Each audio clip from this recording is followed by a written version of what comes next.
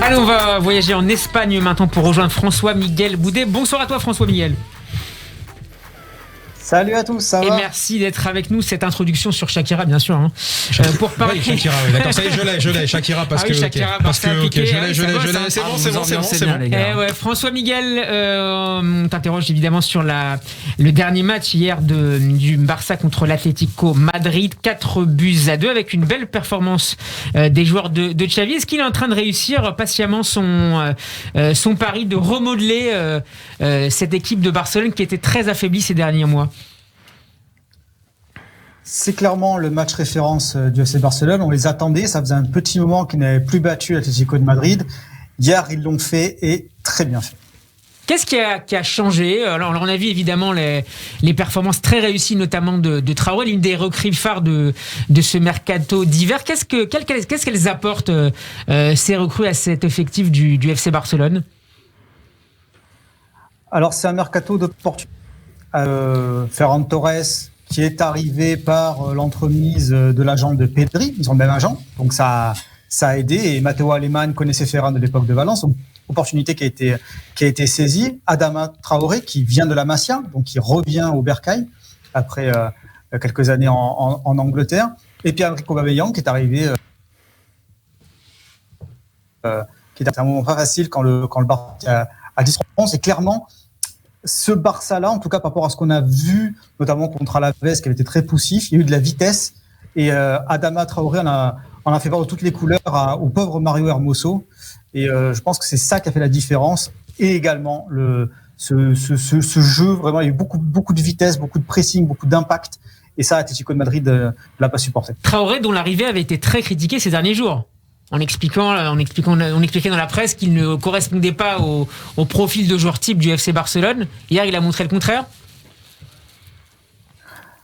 Alors, le problème qu'il y a, j'ai lu il y a quelques mois, je crois que c'est Valdano qui avait dit, on parle beaucoup de Traoré, toujours comme quelque chose de un peu musculeux, déménageur. C'est jamais des qualités de footballeur qu'on détache du côté d'Adama. En fait, parce qu'il était revenu en sélection espagnole et toujours, ça n'a aucun rapport avec le foot. En fait, c'est juste, il est rapide, il est puissant, il est beaucoup de choses. C'est aussi qu'il valorisait beaucoup Ousmane Dembélé, qui, du banc de touche, doit se dire que ça risque d'être un petit peu long. Parce que là, Adama, il a clairement convaincu tout le monde hier. Javier ?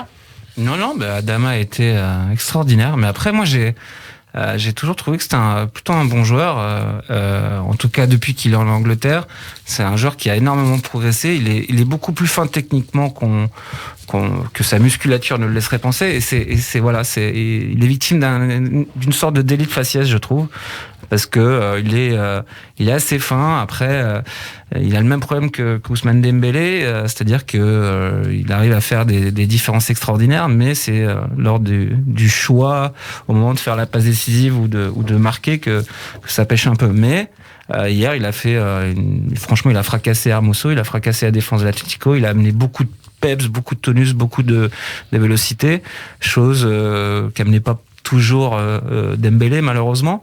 Et ça annonce mal la fin de saison de Dembélé. Là, Dembélé, il est dans le groupe, il sera dans le groupe, mais on peut considérer que ça va être très compliqué pour lui de jouer dans ce Barça-là. Xavi voulait en fait l'exclure, et le président Laporta voulait qu'il quitte le Barça. Il le voulait plus dans les pattes, mais Xavi l'a laissé dans le groupe, mais il ne jouera plus, je pense, très sincèrement. Ça a vraiment été un sketch, cet espace-temps Dembélé. Franchement, son agent qui va, qui vient, qui laisse soi-disant la capture d'écran du téléphone de Leonardo. Enfin, ça a vraiment été un sketch. Il va à la table des négociations en demandant un salaire dithyrambique, et derrière, son agent dans la presse qui dit oui, mais bon, c'était une manière de négocier, donc on peut encore parler. Derrière, il est exclu, il est réintégré. Franchement, c'est un sketch. On parlait là alors là, l'assistance par les parents, ça n'a rien à voir, mais t'as l'impression que parfois t'as des joueurs qui sont, je sais pas s'ils sont dépassés par leurs conseils ou quoi, mais là clairement t'as une stratégie de négociation qui a complètement échoué. Non, mais c'est pas comme si Dembélé avait fait des choses extraordinaires aussi, au Barça. T'as raison. Non, mais ça part du terrain. Ça part de là d'abord. 60% des matchs. T'as complètement raison. Oui, mais du coup, je veux dire, t'as une stratégie de négo qui va pas avec tes résultats. Ce que tu fais sur le terrain et ce que demande ton agent, il y a un truc qui va pas, quoi. Ça manque de lucidité, je crois. Ouais, voilà, exactement, de recul, ouais. François Miguel, on a été également assez surpris, en tout cas en France, par le par le match hier de Daniel Alves qui a marqué, qui a été expulsé certes en deuxième mi-temps. Il revient bien malgré son âge, disons, avancé. Il y a des matchs où il a souffert quand même depuis qu'il est revenu, mais clairement les grands joueurs dans les grands matchs. Et même, je sais pas ce qu'on a envie de dire, même Jordi Alba qui est très très critiqué, celle-là, même dans ses rêves, il la mettait pas cette volée qui vraiment a changé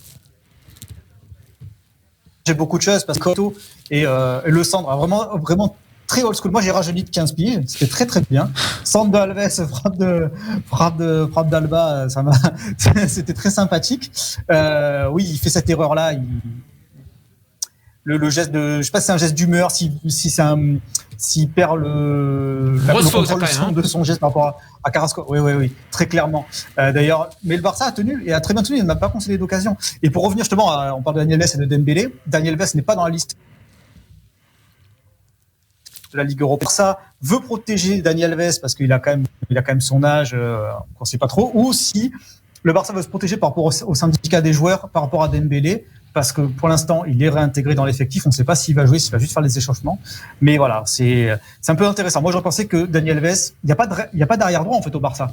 Il y a Serginho Dest qui n'y arrive pas, qui met plus un pied devant l'autre depuis qu'il est en Catalogne, et c'est très étrange ce choix, c'est très curieux. Merci beaucoup François-Miguel Boudet d'avoir été avec nous. Je rappelle que vous êtes à la tête du blog spécialisé sur la Liga, Furia Liga. À très bientôt dans Classico.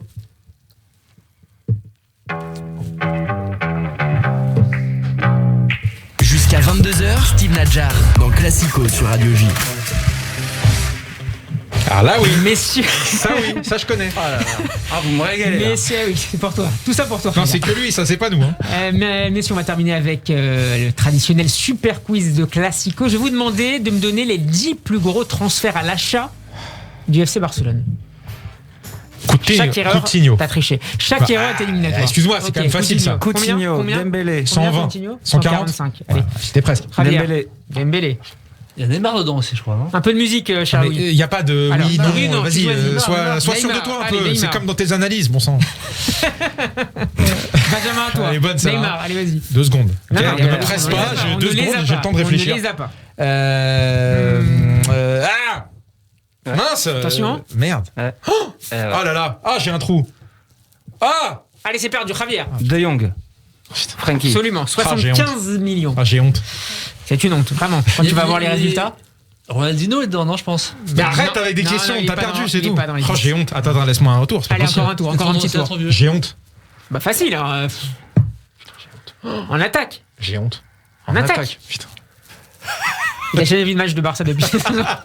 Ah, il y a Fabregas. Depuis la remontada, il a arrêté. Exactement. Il n'y a pas eu Fabregas. Javier, vas-y. Suarez. Ibrahimovic. Et Ibrahimovic, 69,5 millions. Suarez, oui. Ah oui. Non, mais t'as perdu. C'est Javier qui a gagné. Allez, un dernier. Allez, Alex. Sauve l'honneur pour toi. Tu as été ridicule, sauve l'honneur. En attaque. En attaque. Ah, tu es encore ridicule. Il n'y a pas Henry ? Non, Henry, c'était pas de contrat. Ah, tu es encore ridicule. Javier. Eto'o, non ? Non. Toujours. Terminé. Javier. Moi, franchement, la médiocrité m'a contaminé. Je peux pas dire. En attaque, Luis Suarez. Je viens de le dire. Ibrahimovic, Luis Suarez, ouais. Antoine Griezmann. Marco Overmars. Comment j'ai pu oublier ce Marco crack Overmars, mais il a quand même gagné. Comment j'ai Bravo, pu oublier ce crack du Barça. Javier, On a été pathétique. Merci d'avoir été avec nous. Je rappelle. On a déjà oublié qu'il a joué au Barça, Griezmann. Pathétique. Ouais, Quelle musique pour accompagner cette victoire. Javier a gagné. Ah là là, et là, on va victoire, courir, Un plaisir remonter d'être les avec marches. des mélomanes comme vous. Javier Prieto Santos, merci d'avoir été avec nous pour ce nouveau numéro. Nous présenter ce nouveau numéro de SoFoot consacré aux papas et mamans, agents ou conseillers de leurs enfants. Vous pouvez évidemment le retrouver en kiosque et sur abonnement sur le site de SoFoot. Cette émission, elle, vous pouvez la retrouver sur radioj.fr, un podcast sur toutes les bonnes plateformes. Tout de suite, la soirée continue en compagnie d'Avner Azoulay pour le festival Oriental. À lundi prochain pour un nouveau Classico.